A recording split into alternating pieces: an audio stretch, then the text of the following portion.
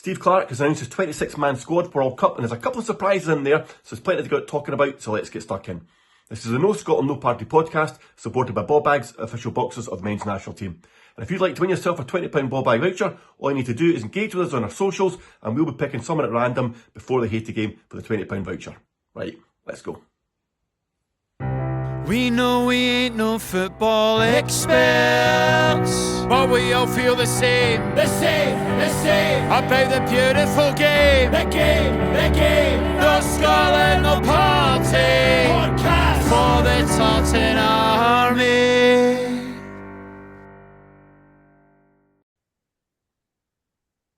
Okay, welcome back everyone. Today we have Hazel with us. Hello Hazel, how are you getting on? I'm good, thank you. Nice to be back on. Yeah, it's always good to see you. Thank you. And Dave, how are you doing today? I'm fine, really good, Craig, thank you. Good, thanks for joining us. Now, Clarke's named the squad. We've been waiting for this for a long time. Let's run through what we've got. We've got Gordon, Kelly, Gunn in goals. Defenders, Hanley, Hendry, Hickey, Hyam, McKenna, Patterson, Rawson, Robertson, Suter, Tierney. Midfielders, Christie, Curtis, Ferguson, Gannon, Doak, Gilmer, McGinn, McLean, McTominay, Adams, Dykes, Hurst, Shankland and Ross Stewart up front. Hazel, any surprises in there for you?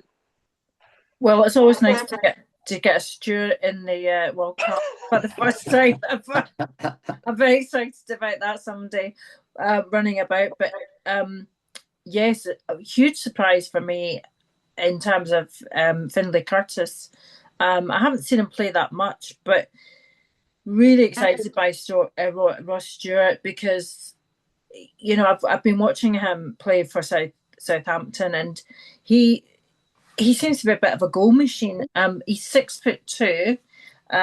He's scored 11 sort of goals in the last sort of 33 games, and actually he's been very strong of late. 5 goals from the last 10 games. So yeah, I'm excited by him. He's definitely a surprise, and you know, well done, Mr. Clarke, because I thought you were going to play it safe and do the usual. And then Findlay Curtis, you know, again, a complete curveball in that one. 3 goals, 2 assists at Rangers. I think he's on loan at Kilmarnock, if I from memory. So, but he's had 4 goals in 12 games. So, again, you know, that's exciting. So Clarke's definitely been scouting people. That's for sure. But yeah, but there's I think the rest of it is Clarke's go-to players definitely, and he was always going to be loyal to the guys that have taken him from 2019 to the World Cup. That's for sure. So, but yeah, sad for Tommy Conway. You know, there's never a good thing to happen just before you go to the World Cup, and you've got, I think it's an ACL injury that he's got. So I feel for him, but yeah, there's nothing in there that I was shocked at all. Yeah. Any surprises for you, Dave? I think really it's the same comments, to be honest. So, you know, I think Ross Stewart was the big one, the big, you know, unexpected, or the thing we were debating beforehand.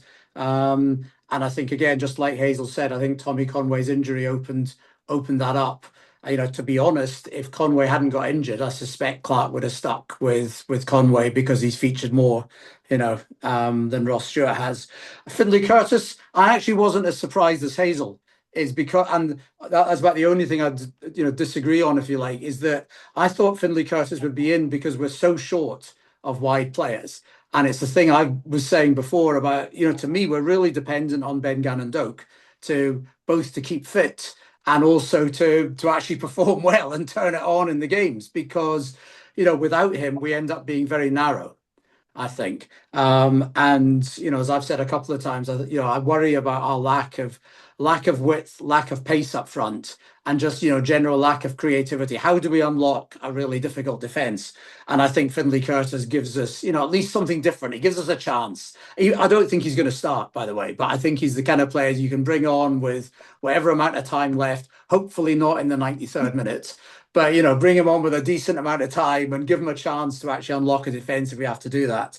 The other things, as you've said, I think we're all basically what we'd expect. Except, we can maybe touch on the goalkeepers in a second. I think the outfield players, to be honest, after the Ivory Coast game, in the podcast we did immediately after that, we said that Hickey would come back, and on balance, we thought he'd replace McCrory, and that's what happened. Yeah. And we said we were sure Andy Irving wasn't going to make it, sadly.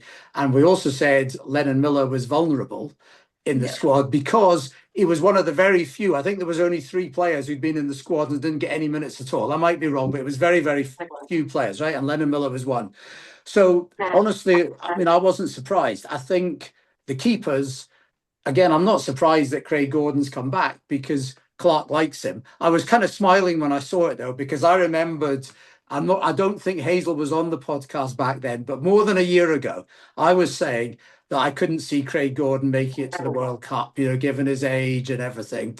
And I was taken to task by one of our listeners, or viewers rather, in Indonesia, who I don't think's Indonesian, by the way. But anyway, one of our viewers there, Alan, who said to me, look, he said, he's only going to be 43 or 43 and a half come the final.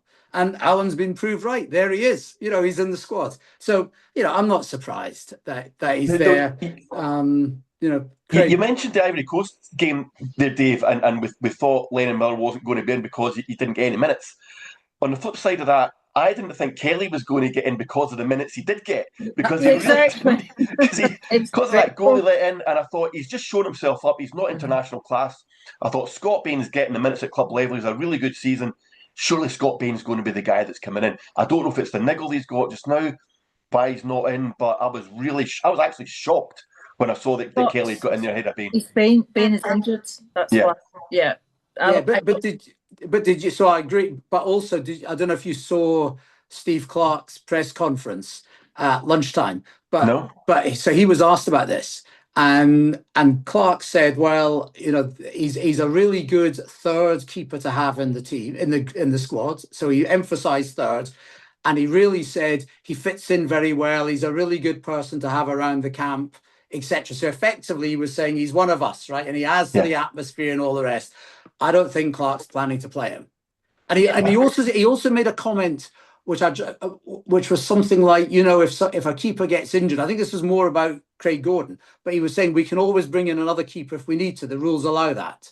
So in the unlikely event, as Clarke said, that Craig Gordon ends up being injured and then either can't travel or gets injured as soon as he gets there or something, as Clarke was saying, the rules allow us to bring another keeper in.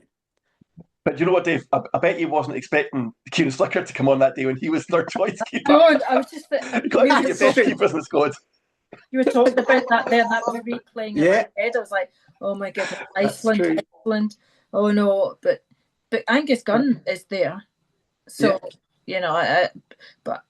nothing against Kieran Slicker, but I think I'd rather put my money on Liam Kelly to at least have a bit more experience than I'm not going to labour this point about the goalkeepers, but Gunn, Gordon and Kelly combined have played 540 minutes this season. Bain's played 3,584, 3,000 more than the other three combined. Well, anyway, but that really, I think, was the only shocker for me. I thought it was great to see Stewart in the team. So many people crying out for it, and Curtis actually was along at the Livingston Killie match at the weekend, and he was great. And you're thinking these are the kind of guys we want to see in the squad. So I was really pleased to see him in there. Maybe to add one other thing on the squad. So I think I was a bit surprised. Well, not surprised maybe, but I was questioning to myself, how many defenders do we need to take? Because we're taking 10 defenders, right? And some of them are versatile. Tierney's the most obvious one, who we know can play basically in any of the back four positions, right? You might not ideally want him in them all, but honestly, he can play in them all. And, Hickey's there in our minds as the first choice right back, which I think he obviously is. But to a point you've made before, Craig, if Robertson was injured, say, and then something happened to Tierney or whatever, the good news now is that we've got Hickey. Previously, without Hickey, there was kind of no obvious left back cover. So I was, when I was looking at this before the squad was announced, I was thinking if it was me, I'd go with 9 defenders because there's enough versatility, and I'd have had another attacker. I'd have been, bringing, probably Bowie, for example. I know that risks opening. I had another whole discussion about who's not there, but probably Bowie. But somebody, another forward. Give us another option, because I felt like we probably got enough defenders. Agreed. And you hope that's not a defensive thought process from Clarke, like, as in, oh, I don't want it to be like the Euros again. And I pray that we do not go to a back five. That's what when I read that earlier, when the announcement came out and briefly looked at it at work, I was thinking, I hope he's not got that in his head again, to play that back five. It doesn't suit us it doesn't suit our playing style, and it just worries me that we're going back there again. And correct me if I'm wrong, guys, but did we not play back fives in the Euros? Did we not play that? Yeah. That's what I'm thinking. Oh no, I hope this is not a repeat of Germany again. Yeah, the record we had when we played the back five was shocking. It really was. It was a terrible record, and it changed. It flipped as soon as we went to the four. We had that great run in the Nations League as well. Started beating some decent teams. Correct. But he tried it in the friendlies, didn't he? He had a look at it again. So you never know. That's what I'm panicking about, because we are top heavy, as you say, on the defenders, and I agree with Dave. I would have. We've got our Serie A midfield basically, so we don't have to worry too much about that. And McGinn is absolutely a rock star right now. I mean, some of the goals I've been watching, I'm like, let's just please bubble wrap him now. I've got some spare bubble wrap after my move here, so I was going to go up to Birmingham and wrap him thoroughly and pack him up. But I was thinking, well, why don't we have another couple of strikers in there? It's now or never. You have to throw things. We've made the World Cup, so let's not play it safe. Let's just get something in there that, as you say, Dave, about Kieran Bowie. Let's look at other people that potentially are. I would just have brought another forward, right? Exactly. And whoever it was, okay, and we can have a big discussion about it, but it's kind of pointless because they're not coming, and we should talk about who is coming, not who's not coming. But I would have had another forward to give us another option, right? Because I feel like that's, at the end of the day, that's what we're all going to be, when we look back, whenever it is, we're probably going to be saying, we just needed another goal. And we needed another forward, another different thing that we could have brought on with 15 minutes to go. Yeah, I agree. I'm sure I heard, I don't know if it was that interview you were doing earlier on, Dave, but somebody was saying that we play four at the back, but we've got 10 defenders in the squad, and we play with two wingers, and we've got two wingers in the squad. Yeah, exactly. It doesn't really make any sense. Exactly. And then there's the thing, and I don't know, I can't remember what the numbers are. You might know, Craig, but it's like Brazil's the opposite, right? Brazil's got like 10 attackers.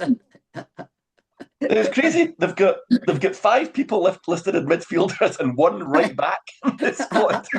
And everybody else, it's like when we were kids at school, but it's brilliant.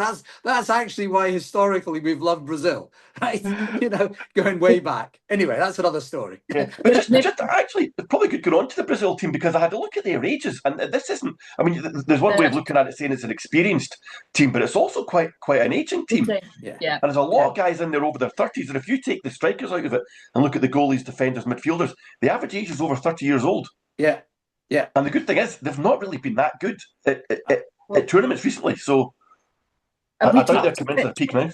We talked about this after the draw, and everybody was like, "Oh, Brazil! That's a nightmare." And I think, I don't know if you guys remember, but I said it's not Brazil I'm worried about, because their form has not been great. It's Morocco. Is Morocco the one I'm worried about the most, because they won it was debatable, the African Nations Cup. I forget, but they've got a really good. I mean, they're absolutely physical and strong, and Morocco are not the Morocco that we played in France '98. Whereas Brazil were the guys that, although we held our own until Mr. Boyd put the ball in the back of our net, but that's Scotland for you, isn't it?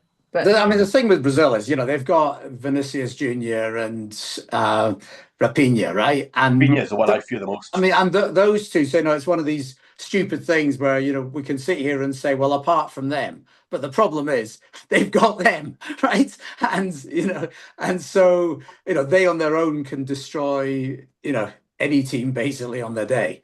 So, Yeah. but so long as they don't turn it on, then I'm completely with you. It's an aging team, and all of a sudden, even playing in the humidity and heat of Miami, you kind of think we might not be that much worse off than them. But let's see. Okay, what are we like? Hey, what are we like? We beat Denmark, and we're already talking about results against Brazil. That's good. That's what we need to do, though, Craig. Anyway, move us on. Right? Yeah, let's move on. Right. So, is it too early to talk about how we're going to set up against Haiti in this first match? Hazel, I don't know. I mean, looking at the team, what formation do you think he might turn up with for that Haiti match, the opening game? I think he'll go for a centre back sort of quality ceilings. I think he'll go for this is Hendry. I think Hanley. I think he'll have some solid sort of defenders in there because we know. I mean, I know I'm talking about Haiti, but let's take Haiti as a kind of focus, but.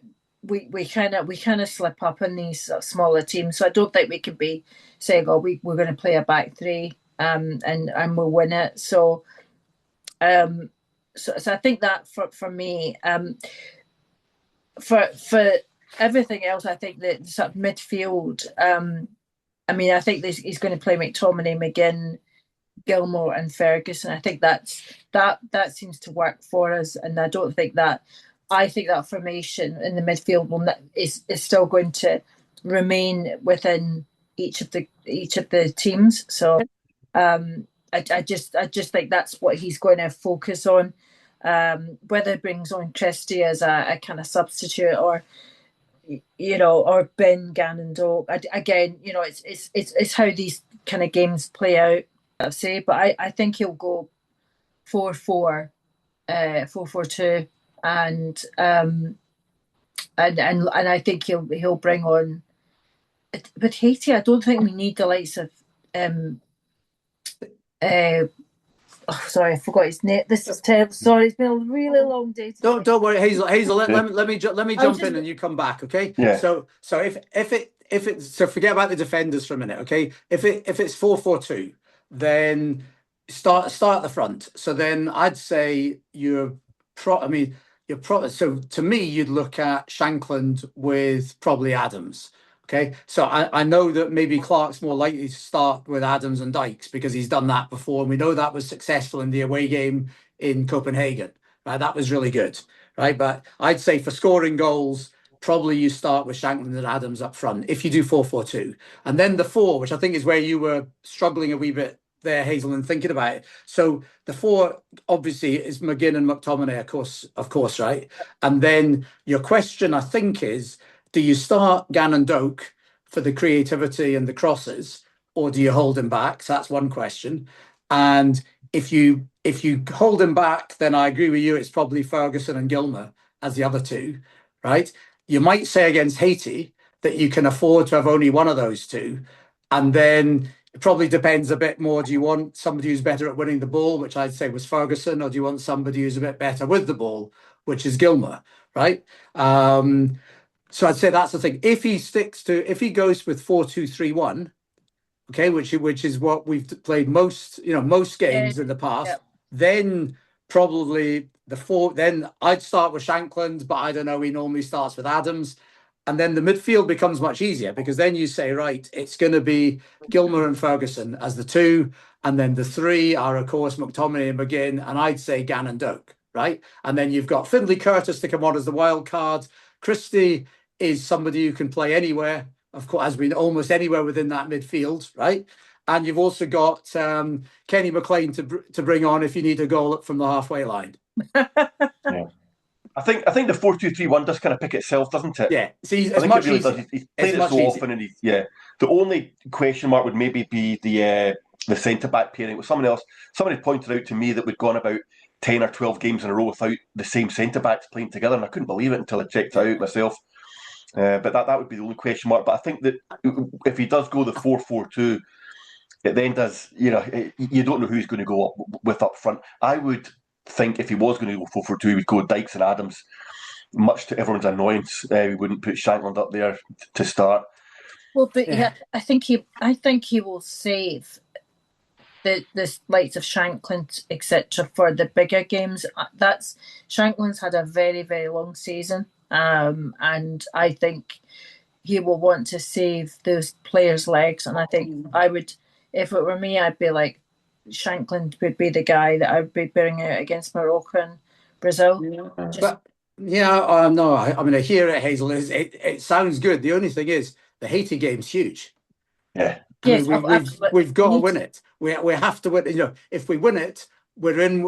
We're then in with a decent. With a pretty good chance of getting through. Right. You need a point somewhere and you're through. Right. And even if we don't get a point, you just might scrape through in third place for 3 points. Right. The defenders. Go to your defenders question, Craig. I mean, I think we'd probably all agree that Aaron Hickey's going to be the right back, and we'd probably all agree that Robertson's going to be the left back. And then your centre pairing, that's much harder to call. I mean, is it, maybe it's Hendry and McKenna. If Souttar's fully fit, then I think he might come back because he's been strong and Clarke seems to like him. I don't think your old friend Hanley's going to start, Hazel. I don't. Craig Ferguson's going to love this. Fergie, you're going to absolutely love this, and we won't receive any more voice messages from you about Mr. Hanley. But I don't know. I mean, he obviously went off for Hibs on Saturday. Yeah. He limped off. He came on and went off again. So I don't know if he's match fit or not. So whether or not he's just going to be sitting bench warming, I've no idea. But there again, we've seen this before, that he's been brought out, and we've all gone, I agree. We did. I mean, it was but I would like to Clarke. I would like Clarke to bring. I think, as I've said a million times before, McKenna is my natural centre back. I prefer him to Hanley, not in a personal way, but just younger legs and able to kind of deal with these balls with. We're talking about an aging side for Brazil. We've got guys now. But who would you play alongside McKenna then? I play Hendry, and I think that's what you'll do because I think Hendry, it looked like that's what he was looking at in the last two friendlies. Yes. Yeah. And I thought he might just have been moving on from Hanley a wee bit there. Right. And I think he might go with Hendry and McKenna in the first match as the two. Yeah. Okay. That was the first one I thought as well, but yeah. It depends again, as you say, if Souttar's back fighting fit. Yeah. That could change everything. If he's back to full fitness. Yeah. Or he might throw Hyam, you never know. Yeah. Yeah. Well, yeah. Plus, we all know Tierney's going to get an injury before then anyway. He's not. Yeah. Well, that's a good to pick that up, because obviously in that four, we've not got a place for Tierney. But I think that's all right, and we've seen it in lots of the games now where Tierney comes on as a substitute, and again, because he's versatile, he's a bit like Christie. He's versatile and can play in lots of positions according to what's happening, who's getting tired, who's had a knock, who's got a yellow card, or whatever it is. So, so I think that's what he'll do. I think he'll hold Tierney back, and probably bring him on as a substitute at some stage. And he can roast a left footer from where. Yeah. Exactly. Yeah, exactly. Because I think we're going to need it. I don't think a win's going to be good enough. I think we're going to have to win and a good few goals to get out of that group. Yeah, I agree with you, Craig. I think we need 3 points, and I'm saying something ridiculous to someone, but I'm saying we need 3 or 4 now, because you do need goals. I mean, that sounds really, but I regret saying this, but Haiti are, to me, the sort of weaker national team, and we talked about Belarus last year, didn't we? I mean, and look how that panned out. I mean, 2-2, was it 2-2 draw? I mean, that was the worry, but that was the one we wanted to get the goals against, didn't we? And maximum points, but that being said, that's I think we need to get that, as you say. Most people have been talking about, I'd rather Haiti last, but I think you want to ease into this. I don't know what you guys think. It's a debate, right? Because, you know, the good thing about playing the weaker team last is that you've got a better idea what you have to do. Yeah, but then Right. there's pressure, though, isn't it, Dave? Yeah, it is. But, you know, there'll be a lot of pressure in the first game because they know they have to win. Yeah. So, I don't know. Anyway, Yeah. So there's not long to go now. When are you flying out, Dave? When are you going? June the 9th. So what's that? Three weeks today. 3 Yeah. weeks Oh. today, I'll be there. 3 weeks time, Wow. I'll be there. And are you flying directly into Boston? No, I'm flying. I'm flying to New York and renting a car and driving up from there. There was just a lot more flights, and it was just easier in the end. It's only 3.5 hours. So Yeah. And what about yourself, Hazel? So I'm not far behind Dave. I'm 3 weeks on Thursday, so I'm flying out via Dublin, and arriving in Boston in the afternoon. And like Dave, I've hired a car, so I'm waiting on a few people coming off a flight. I just hope when I get my hired car and we go down to Providence that I don't fall asleep in the car park with jet lag or anything like that. But yeah, I'm kind of I thought I'd car share with folk, and then at least get down to Providence, because we've got an Airbnb on the beach, which is rather exciting. I have to say, I'm really excited. It's got a fire pit and everything. So myself and Maggie Dawson, who was my chum, who looked after me in Vaduz last year, we were kind of just, I don't know, we just kind of wandered around. It was great. It was great fun, and we were relaxed. And so, you know, just having that, you know, 2-bedroom house, and we can get out the madness of Providence so often. Yes, so Providence, what's this I've been hearing about buses running up from Providence, school buses? And you're involved in this, are you not? Yeah, so it all kind of started. So Gregor Cowan, he set up the Providence TA because, like me, like a lot of people, we were all thinking the same thing. I know Dave was focused in Boston, but I just thought money and all the rest. And I thought, oh, it's going to be hot in Boston, and it's so expensive, blah blah blah. So I booked Providence, thinking I'd with Billy No Mates down there, and then so Gregor founded the Providence TA. Then was joined by Davy Hood, and not, I think a couple of weeks after that, they asked me. They said, "Oh, like you do the media and all this, can you help? Are you creative enough?" And I kind of went, "Well, I think so." So we started having these calls, and we looked at the coaches, and they were so expensive because there's no trains, no nothing from Providence to Foxford. It was a nightmare, and we're like. Yeah, and suddenly, before we knew it, with this WhatsApp group, there was 868 people that had. So suddenly we were like, "Hang on, everybody's coming to Providence rather than Boston." So at that point, we were thinking, well, maybe we want to do something for the Tartan Army, and get something like transport.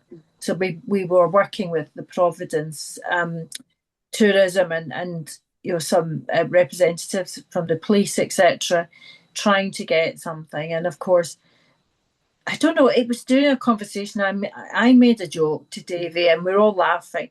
And I said, do you know what? The yellow school buses, the kids will be off because they have the same holidays as the Scottish kids rather than England down here. So I said, they must be free, and they'll be sitting in some parking lot over the summer. So why don't we think about this? And then I don't know.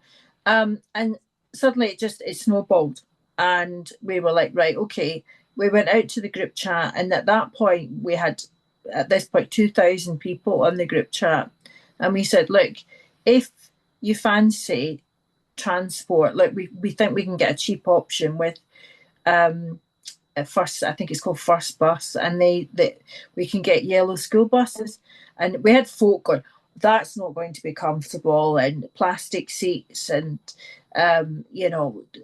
it's designed for kids and all the rest. And I said, well, look, it's either that or an Uber.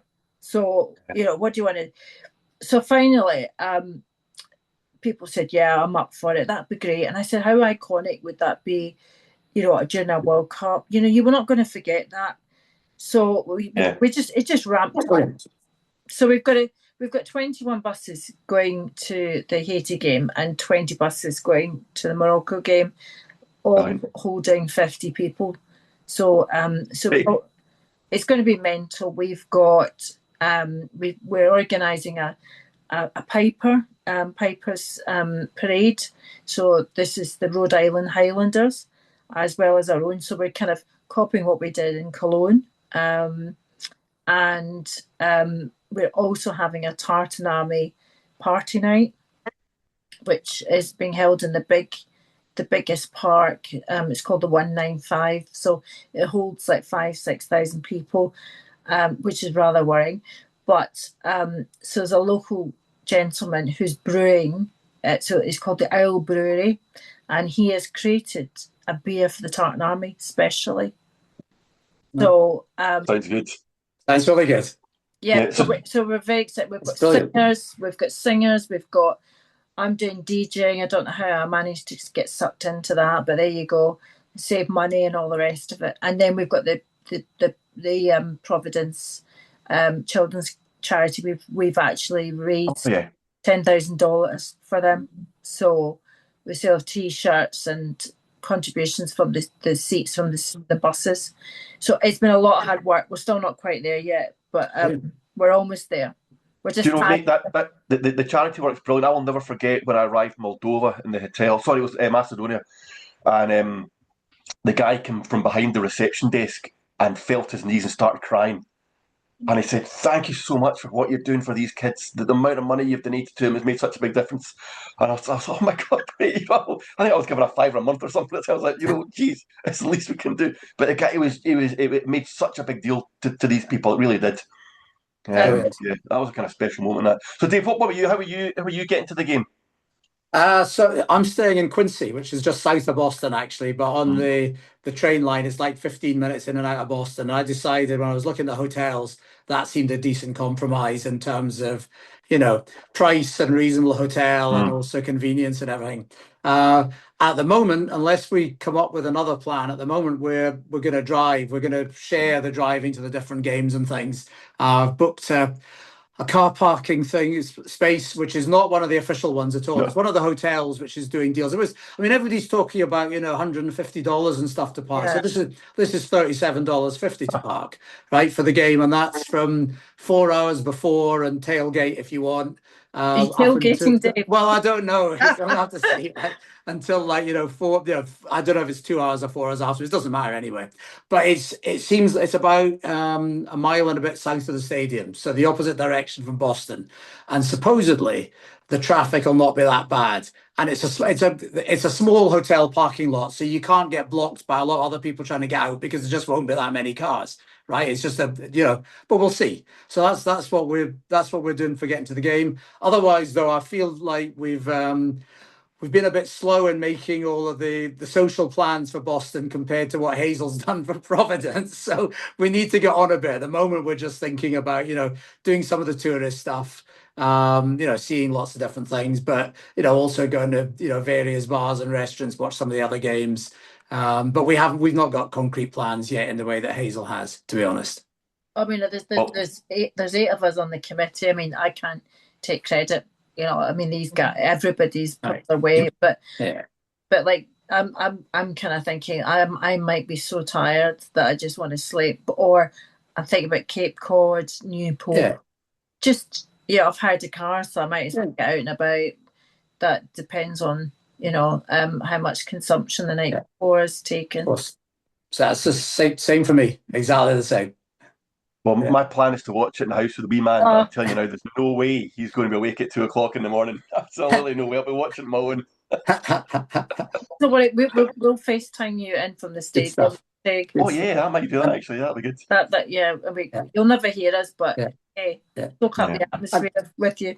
Yeah, so Hazel, you and I will get together at various points in the US, and of course, hopefully, we're also going to have Craig Ferguson joining us. Yeah, having completed his unbelievable walk, and I see now, Craig. I'm sure you've got more details, but I see he's in Pennsylvania now, so he's getting close. He's now in a state that that's on the East Coast. I know Yeah. he's not actually on the coast yet, but he's just about there, and he's about to divert down to DC and then come back up to Boston. I saw it's really hot. He was saying it was hot, and I had a wee look before we started. It's 35 degrees in Philadelphia today. They're having a heat wave. It cools down again in a couple of days' time, but it's very hot at the moment. But do you do anything more about it, Craig, or? I don't know. But if anyone does want to follow Craig, his socials, Craig Ferguson _1. He's on all the socials. You can catch up with him there and see what he's been up to. Yeah.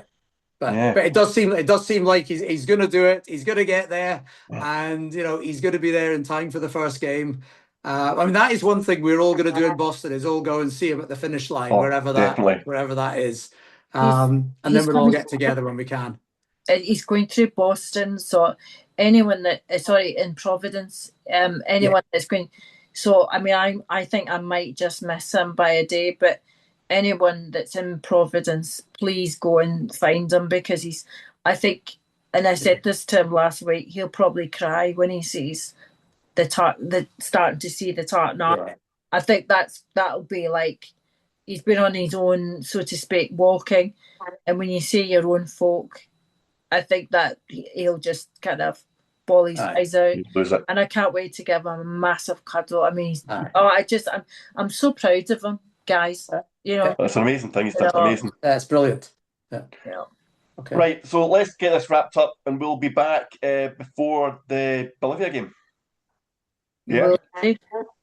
You're looking black there, David. I wasn't sure if we were doing something around the Curacao game. Exactly. Craig. Oh, the Curacao game, of course. I thought we'd do something. That's why I was looking blank. I thought we'd do something around the Curacao game, and then probably around the Bolivia game. Given the importance of the games now and the build up to the World Cup, I think we should do something. Let's do the Curacao. Yeah, of course. All right. Nice one. Right. Well, I'll speak to you guys then. Okay. Right. Cheers. Thanks very much. Bye. Cheers. Bye. Bye. Okay, thanks for listening and watching. We will be back before the Curacao game. And in the meantime, if you want to try and get your hands on those £20 ball bags vouchers, all you need to do is engage with us on our social. Don't forget about that. But also, go and check out the ballbags.com website. They've got a whole new range of World Cup boxers that are absolutely fantastic and all Scotland themed. Look absolutely brilliant. And also, if you want to go and follow what Craig Ferguson's doing, jump on his socials, which is Craig Ferguson _1, or The Tartan Trek with a K, thetartantrek.co.uk, and you can donate on there and you can see what he's up to and follow him. Okay, we'll see you all before the Curacao game. Come on, Scotland! We know we ain't no football experts, but we all feel the same about the beautiful game. The game, no Scotland, no party, podcast for the Tartan Army.